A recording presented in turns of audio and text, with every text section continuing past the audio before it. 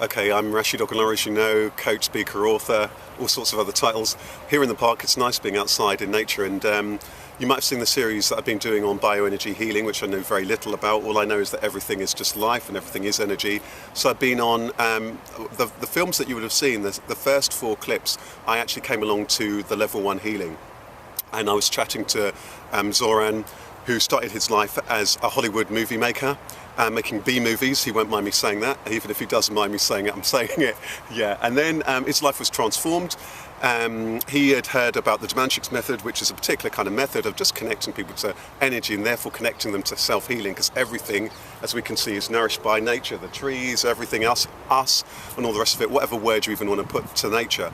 So they run quite a remarkable healing program, which is really about helping people take charge of their own healing and their own lives and their own well-being, and takes them through just some really simple processes that helps them to connect with that energy. So very often, many of us will know people who are ill, who are sick, and so on. And this is that their method basically helps open up this energy field in order to restore the energy that is depleted in that particular person. It's non-invasive, it's easy, anybody can do it. So that's basically the nature of this program. And it's been quite, I guess it's been quite an interesting eye-opener for me. You know, it does remind me that we're really so divorced from our health and our well-being generally. And I'm here with my very good friend Marcus, who's going to probably ask me a question or two about how I found it and so on. Anything that you think I should add to that, mate? So alongside the energy, what else came up about like environmental conditions and stuff, and how they can impact our health and stuff? Yeah, there's quite a lot about that really, that everything affects our conditions. So the people who it is that you're living with, so you may well have everything from a migraine to some serious illness, but everything really is going to impact you. Who it is you're living with, what's the kind of self-talk that's going on in your head, what kind of amount of content have you got coming in, is the TV always on, are you always reading rag newspapers telling you complete rubbish, are you always got the TV on, all of these things are going to have an impact in terms of your diet. So there's that, but going beyond that, then think about all the, and this is quite interesting, bearing in mind it's an energy healing course, think about all the energy things that are also practically affecting you. From all of those emissions, the mobile phone, the laptop, all of these things where the plug sockets are, all of that kind of stuff is having an impact on us, as well as the pylons and so on that are everywhere for the convenience of our lives. So I think that one of the things that's really, really interesting is that we've kind of all bought into, willingly, unwillingly, into the lifestyles that we lived for convenience with all this kind of technology, including the computer or the handheld that you're watching this on now. And I think that was really quite interesting. And I guess the course, what's beautiful about the course is it brings back that mindfulness that many of us may well know, and actually asking you, how is it you want to live? How is it that you can take more self-responsibility? How is it that you can be more aware of what you're eating, who you're hanging around with, what it is that you're doing? It's not just about a few moves to kind of help people heal. Healing is a real organic process. It's this. One of the things I find a lot of time in my work is that, when people have got anything going on, I don't prescribe much, I ain't no doctor, but what I do prescribe is being silent, spending time in nature. So I think all that came out, which is really beautiful, either for somebody who is new to healing, or for somebody who's quite experienced in that. And maybe one other thing that's worth adding is that I think one of the things that's fascinated me is that all sorts of, the people who've been on this course are people of all walks of life. They're just ordinary people. They're people who know somebody who's sick. Some people who are sick with some really serious stuff, cancer, this, that, serious ME, multiple sclerosis, whatever it might well be. And they're just wanting to kind of help that particular person and to help themselves. And I think one of the things that I found that's really, really beautiful is that if you've got two people who know each other, or there have been some people on some of these things and their mothers and daughters and so on, how cool is it if that they can both help heal each other? That changes the game. I think that for me is the most powerful thing for me about this whole weekender, that if people are able to connect and to take that healing into their own hands, the best friend heals the other best friend, the mother heals the daughter, the father heals the son. That is amazing, and we live life from that kind of mindfulness. And I think there's all sorts of nonsense and stuff about this type of healing, that type of healing, Reiki, traditional medicine. whatever. I think that it's important for us to get back just to the simplicity. So you say that, so it's not like a spiritual thing, is it? It's No. not like all that airy-fairy incense burning, No, I'm not interested. blah, blah. Yeah, I'm not interested in that airy-fairy. I mean, people might look at it and think it's airy-fairy because and that's the other thing, you know, we think that when we're ill, what we tend to do, I mean, I don't like going for the medicine cabinet, anything. We just swallow a pill. We go and see a doctor. We find that we have this course of treatment and that we seem as normal. That's quite scary when we don't actually know what it is that we're actually doing, and we're so not mindful about that. And so it might seem airy-fairy, but actually, when you stop and you think about it, it's very, very, very kind of practical. It's very, very pragmatic, and it's very non-airy-fairy.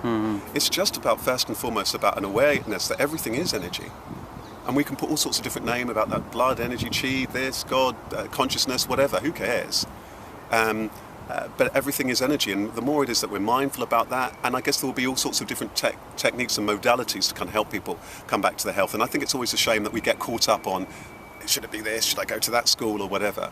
But I think that what we certainly have seen is that more and more people are finding that lots of things aren't working for them, or the side effects are so painful. So is it something like saying that ancient wisdom meets the modern world type scenario or something? Yeah, like that? I think it's that. I think what's been interesting about this course is that it's just, I guess, a bottling up of that ancient wisdom and that everyday wisdom that we have. I mean, it was really interesting. I did, so I've been on the training course and I've done that level 2 practitioner. And the first person I did this practice on, a friend of mine, because it involves, certain things like including the head in the heart, holding the head in the heart, and I'm really passionate about the head and heart, all the people who know me. And he said, you know what, he said to me, he said, oh, that's what my mother used to do when I was a kid. So isn't that interesting? That makes it really every day. That's what his mother used to do. If you think about it, all this stuff, people think it's airy-fairy. But what does somebody do when they've got a young child? They hold the child. What does a child do when they're hurting? They come to you, you hold the child. And there's a healing there. And it seems to me that we have lost contact with that, and we forget that, and we think all of the mangle-fangled and all this kind of stuff, which is a concoction, that's health. So see it how you want. Life is whatever it is. But it's been beautiful, and it's been beautiful meeting beautiful people who are, on the one hand, the healers and the therapists who genuinely are really wanting to help people to help and heal. And I've always been passionate about that. And on the other hand, these real people who've got real, practical, real heavy stuff going on in their lives. So you can talk about airy-fairy all day long, but when you've got people who've got real stuff going on, be it cancer, be it that they've got some really long-term depression, and that they're feeling that there's it's therapeutic and they're feeling better. Also, the other thing, last thing I want to say before I close is what's been beautiful, that they do these surgeries. They're talking about the way they do surgeries, and anyone who goes into a doctor's surgery or you go into a hospital department, we all know that they're kind of depressing, but what's really lovely about the surgeries that they do, there's the kind of open sessions, there's music playing, people are smiling, they're seeing people get well, so it's far more about health and wellness than it is about illness, and that just changes the game. That, and so how we think, how we feel, how we relate to our conditions has such a big impact. And when, therefore, if you've got anything that is helping you become more aware and more in tune and at one with your body, and you're not divorced from its well-being, you're already in a far healthier space, because you're just far more connected, you're far more in tune, you're far more mindful, and you're far more likely to therefore make other kind of choices that can help you, rather than think it's somebody else's problem or to feel defeated and that I can never get better. So it's been really, really. So did you see some pretty amazing things going on in the clinic, or past few days? I think that on the one hand, some things that I think I've seen some things that are, I want to say in a way, kind of everyday amazing. First of all, that the people coming down with all sorts of stuff from, the everyday kind of troubles and aches and pains that we have. Some people have got very serious things, but all of them coming down in a space of peacefulness. And that, for me, is there's something quite powerful and very profound about that. And there's something quite healing about that. And therefore, that you just see in people these subtle but pronounced changes. Because I think that when it comes to healing and so on, lots of people then go down all sorts of miracle healing and all that kind of stuff, which switches their brain off. But what we're actually talking about is anybody who will just notice that they are in a place of feeling better, whether that is marginally or markedly. And that's ultimately for me what it's been about. But what has really amazed me is also that the people from all over the world. I mean, that's quite something, and that they know somebody who's been helped and so on. And I've also just wanted to, I deliberately actually haven't interviewed that many people, because it's just been just beautiful just experiencing the whole thing. There are a couple of the other early recordings, there are some some people who talked about the experience, but it's just been beautiful to soak that up, and for me to be mindful also about my own health and well-being, and those are other people who who we care about, because I think then there's going to be that practical issue. So many of us will know people who are seriously sick. So whether it is you think one thing's mumbo jumbo or something else is really thingy, what are you going to do about it? And I guess that people make those different choices, and it's quite nice for people to have different choices about what path they do. And actually what we're talking about is an extension of what's been going on for a lot of time. There's been a long time people moving to natural therapies, herbal therapies or whatever, and so on, as we naturally, from what people have said, did back in the day. So we forget that, isn't it, with our modern knowledge about medicine, which is relatively new, which is only the predominant medicine in certain parts of the world. So it makes us mindful about that. It's not the whole story. So what would your closing comments be to your viewers then?